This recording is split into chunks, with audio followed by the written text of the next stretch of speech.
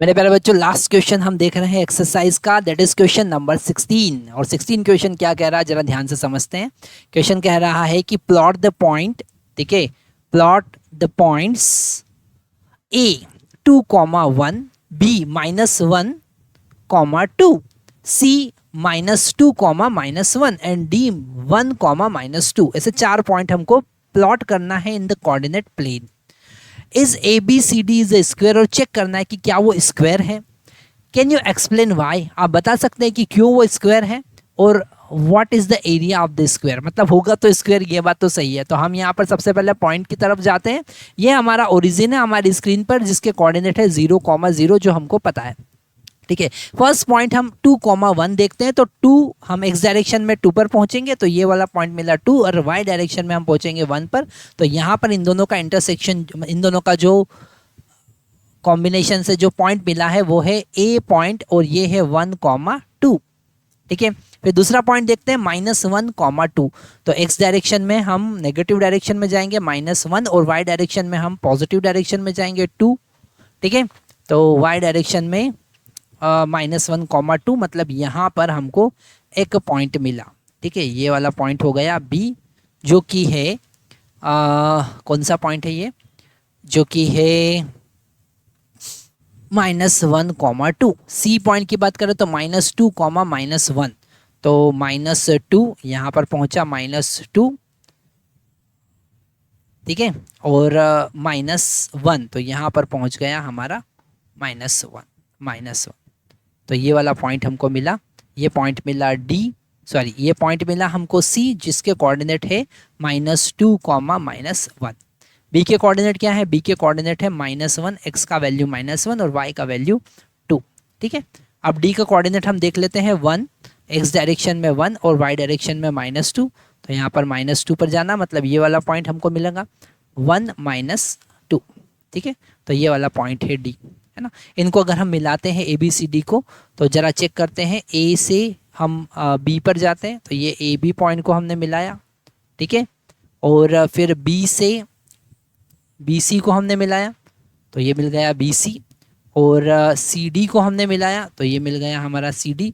और D A को मिलाया, तो हमने मिला दिया डी ए को, ठीक है। तो ये हमारा स्क्वायर बन गया, ठीक है। अब यहाँ पर चेक करना है कि ये क्या स्क्वायर है, और वो चेक करने के लिए आप कौन सा कॉन्सेप्ट यूज़ करेंगे, आप यूज़ करेंगे पाइथागोरस थ्योरम।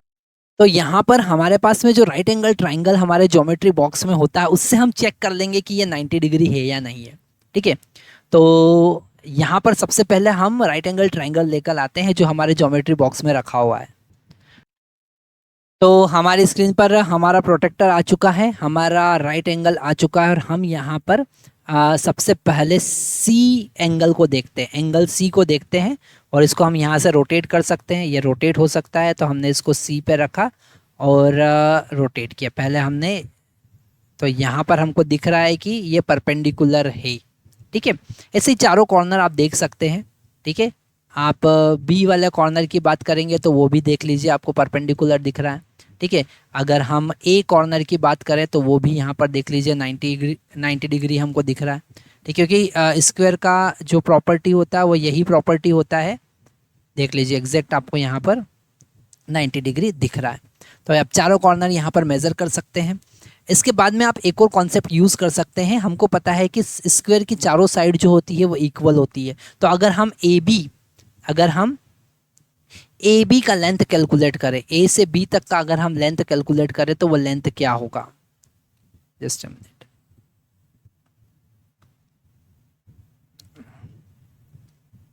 तो ए बी का लेंथ हम यहाँ पर कैलकुलेट कर रहे हैं, ए बी, और हम यहाँ पर डिस्टेंस फार्मूला लगाएंगे, है ना। ए के कोऑर्डिनेट हमको पता है 2,1 है, और बी के कोऑर्डिनेट -1,2 है, ठीक है। तो यहाँ पर डिस्टेंस फार्मूला लगाएंगे, -1 - 2 का होल स्क्वायर प्लस 2 - 1 का होल स्क्वायर, है ना। और इसका रूट लेंगे तो हमको लेंथ कितना मिलेगा, लेंथ हमको मिलेगा, ये हो जाएगा 3 का स्क्वायर और ये हो जाएगा 1 स्क्वायर, मतलब कि √10, कितना मिला √10। ए बी का वैल्यू हमको मिला √10। अब हम बी सी का वैल्यू कैलकुलेट करते हैं। तो बी सी का वैल्यू में हमको बी और सी की बात करना पड़ेगी। तो -2 -1 का होल स्क्वायर, एक्स कोऑर्डिनेट का सब्ट्रैक्शन और वाई कोऑर्डिनेट का सब्ट्रैक्शन, मतलब -1 -2 का होल स्क्वायर, और फिर इसका रूट ले लेंगे, है ना। तो यहाँ पर हमको कितना मिला, यहाँ पर मिला हमको, ये हो जाएगा -3, सॉरी यहाँ पर हमें इसे करेक्ट करना पड़ेगा, -2 माइनस से +1 हो जाएगा। तो यहाँ पर मिला हमको 1 स्क्वायर प्लस -3 स्क्वायर। तो ये लेंथ भी हमारे पास पे कितनी आ रही है, √10 ही आ रही है। तो बी सी का वैल्यू भी कितना है, √10 है। ऐसे ही यहाँ पर आप सी डी का वैल्यू भी कैलकुलेट कर सकते हैं, ठीक है। तो सी डी का हम कैलकुलेट करेंगे तो 1 -2 that is equal to 1 -2 it will become +2 whole square plus, ठीक है।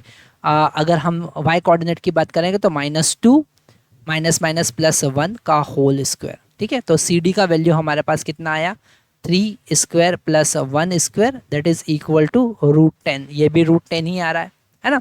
तो यहाँ पर ये राइट एंगल भी यहाँ पर सारे 90 डिग्री हैं, ठीक है, सारे 90 डिग्री है और साइड भी सारी इक्वल है। आप ए डी का वैल्यू भी यहाँ पर कैलकुलेट कर सकते हैं। सी डी के बाद में ए डी का लेंथ आप कैलकुलेट करेंगे तो 2 - 1 होल स्क्वायर प्लस 1 -2, तो ये हो जाएगा +2 का होल स्क्वायर। तो फिर से वही आया 1 + 3 स्क्वायर का root that is equal to √10, ठीक है, √10 यूनिट।